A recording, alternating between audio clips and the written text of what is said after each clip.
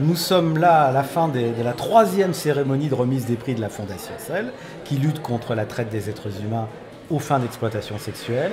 On le fait avec des jeunes étudiants de différentes écoles, à qui on a donné cette année un thème général, difficile, qui est celui des vulnérabilités. Autrement dit, que vous soyez slameur, procureur, artiste ou journaliste, en quelques instants, présentez votre point de vue sur comment la prostitution exploite la vulnérabilité des uns et des autres. Et on a pu constater à nouveau l'engagement et le talent de gens qui ne sont pas des militants, qui ne connaissaient pas le sujet et qui se sont lancés, se sont renseignés et disent des choses assez fortes qu'on peut retrouver sur le site de la Fondation. Et on verra qu'il y a beaucoup de talent. Dès lors qu'on met les gens au défi de faire des choses difficiles, ils le font très bien. Il n'est guère contestable que la prostitution a changé de visage. Ce changement est dû au poids croissant des réseaux de traite des êtres humains, au poids de la contrainte économique, à l'isolement relationnel. La société numérique, quels que soient ses bienfaits, favorise malheureusement de nombreuses formes d'exploitation sexuelle. Les réseaux sociaux, mal maîtrisés, se transforment en véritables fléaux dont nos enfants sont souvent les victimes. La vulnérabilité, c'est un sujet important dans nos sociétés où on doit toujours être le plus fort, toujours être celui qui domine l'autre. Et les femmes et les enfants ne dominent pas, elles sont dominées. Les avocats sont là pour porter les voix de ces personnes-là. La Fondation CEL se bat au quotidien et donc notre devoir était de les soutenir année après année. Nous le soutiendrons encore l'année prochaine, car la tâche est immense. Même si la loi a été votée, ça n'est qu'un début d'un très long chemin. Et il ne faut donc pas se décourager, il faut que tout le monde soit concerné. Car j'allais dire, souvent la prostitution se part de beaux atours, mais derrière ces beaux atours, il y a vraiment la peine, la tristesse et l'isolement. Nous avons créé, vous le savez, je le redis simplement, un centre de documentation qui comprend plus de 10 000 documents avec Sandra, Catherine, un site internet qui est regardé tous les ans par plus de 200 000 internautes et qui est dirigé d'ailleurs par Frédéric qui est quelque part par là, le voilà, il est caché, François qui fait partie de notre équipe et tous nos amis qui sont venus nous aider. Alors nous avons aussi essayé de regrouper un certain nombre d'associations autour de nous, le Mouvement du Nid, l'Amicale du Nid, Abolition 2012 qui comprend à peu près une soixantaine d'associations féminines. Et puis au niveau international, et c'est pas le last but not least, c'est très important, nous avons créé avec d'autres mouvements un réseau, ce que nous appelons le CAP, c'est-à-dire la Coalition pour l'abolition de la prostitution dans le monde, avec pour l'instant 14 membres en Inde, en Irlande, en Afrique du Sud, etc., etc. Et nous allons continuer à promouvoir l'international. L'évolution de la société, les événements graves qui sont en train de se produire, notamment la migration de toutes ces populations, vont manifestement aller dans le sens de l'augmentation de la prostitution et de la traite des êtres humains. Pourquoi? Parce qu'il est bien évident que toutes ces populations migrantes sont particulièrement vulnérables et parmi ces populations, les femmes et les enfants. On le constate dans la migration, on le constate aussi chez nous, tous les jours, dans notre rue, dans notre ville et dans notre pays, parce que l'accroissement de la pauvreté aussi rend les personnes de plus en plus vulnérables et donc vulnérables à ces fléaux que sont la prostitution et la traite des êtres humains.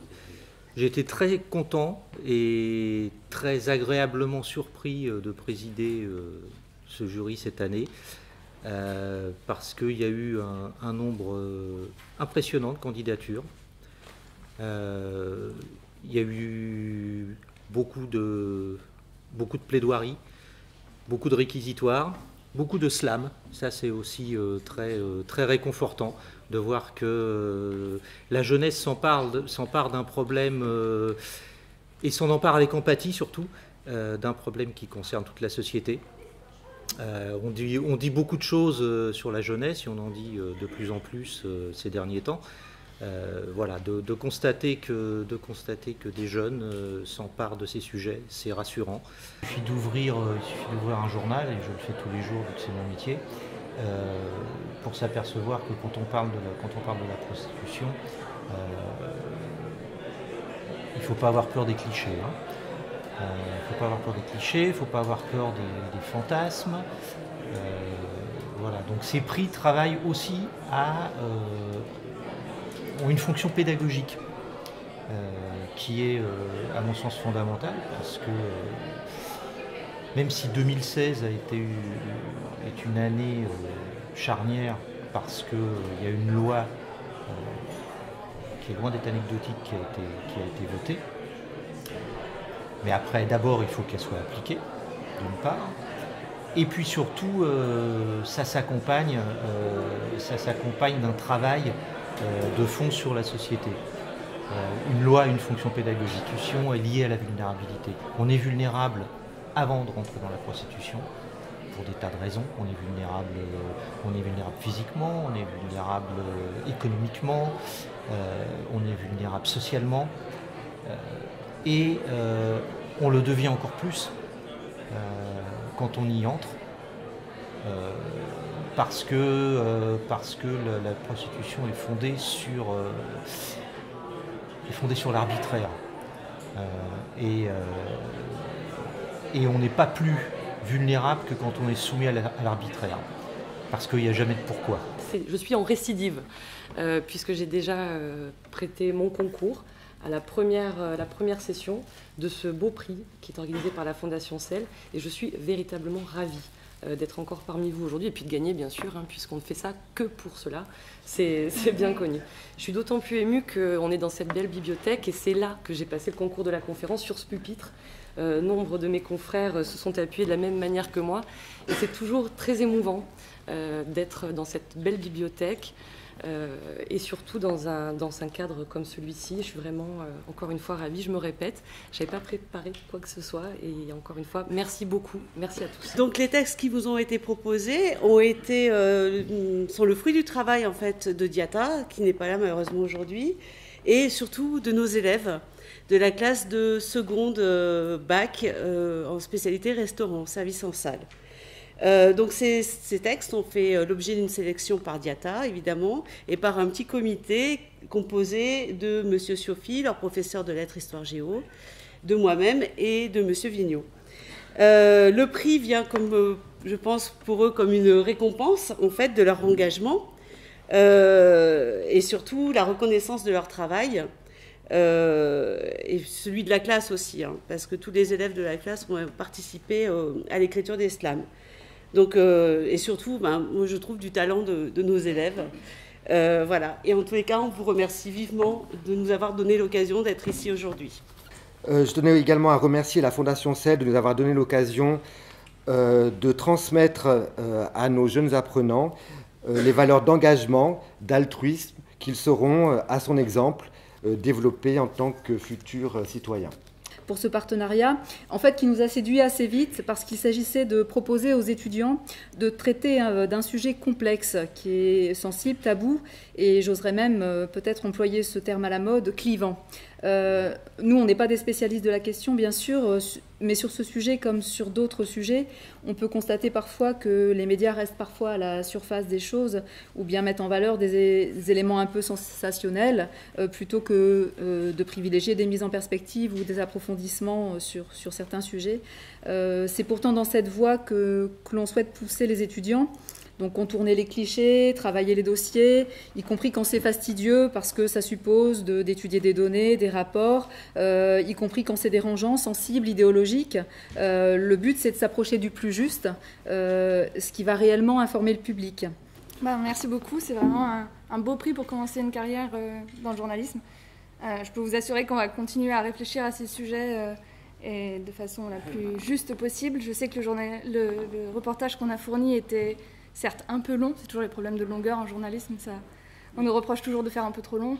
On voulait faire un portrait un peu un vrai portrait de quelqu'un qui se dit libre de faire cette activité. Il y a beaucoup de partenariats entre cette problématique qui est finalement la prostitution et le droit, les médias. Il manquait peut-être quelque chose, ou peut-être que les médecins étaient un peu absents. Et je me dis que peut-être par la suite, les médecins, les professionnels de santé pourraient être un peu plus présents pour défendre finalement cette situation qui est une violence faite aux femmes. Et ce n'est pas une violence théorique, c'est une violence qui a des conséquences sur la santé des femmes, sur le plan psychiatrique, sur le plan gynécologique, sur le plan sexuel, et aux médecins de se positionner. Et j'espère que nous allons pouvoir faire un partenariat extrêmement étroit dans les années à venir. Pourquoi? Parce qu'en fait, il y a beaucoup de mémoires, il y a beaucoup de thèses qui sont faites sur ce sujet. Et ce partenariat serait peut-être enrichissant et peut-être impliquerait un peu plus la profession médicale. Je tiens d'abord à remercier le jury de m'avoir accordé ce prix.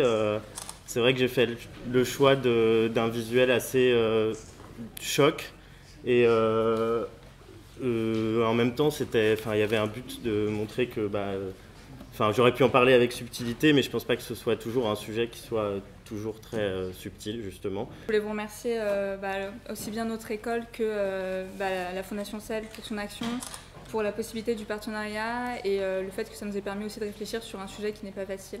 C'est la deuxième année que je me présente et revenir posait forcément la question de se demander si ça avait un sens de reparler tous les 2 ans comme un coucou qui sort de sa boîte régulièrement. Et en fait, ça a eu un sens parce que déjà l'histoire n'était pas la même, l'histoire à défendre. Il y a autant d'histoires que de victimes. Et puis parce qu'en 2 ans, les choses ont beaucoup changé sur le plan de la législation, qui est la chose que je connais le plus, et notamment grâce à la voix de la Fondation CEL. Et donc du coup, c'était se joindre à ce mouvement que de reparticiper. J'ai découvert aussi des sujets qui sont assez méconnus, assez inexplorés. On envisage les questions de prostitution de manière assez classique, même si, comme l'a dit l'un des lauréats, l'environnement législatif a considérablement évolué. Il reste des questions entières qui ont à voir avec les attitudes prostitutionnelles, parfois méconnues même par leurs auteurs, qui ont à voir avec la violence dont les jeunes font sexuelle, dont les jeunes font l'objet, mais qui est parfois aussi une violence médiatique. Ce n'est pas seulement la violence au sens agression sexuelle. Je vois que les statistiques font encore état du chemin qu'il reste à parcourir. Et donc je suis si heureuse aujourd'hui de voir que la Fondation engage ces beaux partenariats avec l'École nationale de la magistrature, avec l'École du journalisme de Lille, avec des lycées hôteliers prestigieux. Et je crois que c'est exactement comme ça qu'on peut faire progresser le sujet, en amenant tous ceux qui, d'une façon ou d'une autre, ont à traiter de ces questions, à prendre position et à oser dire tout haut des choses qui sont parfois un peu difficiles.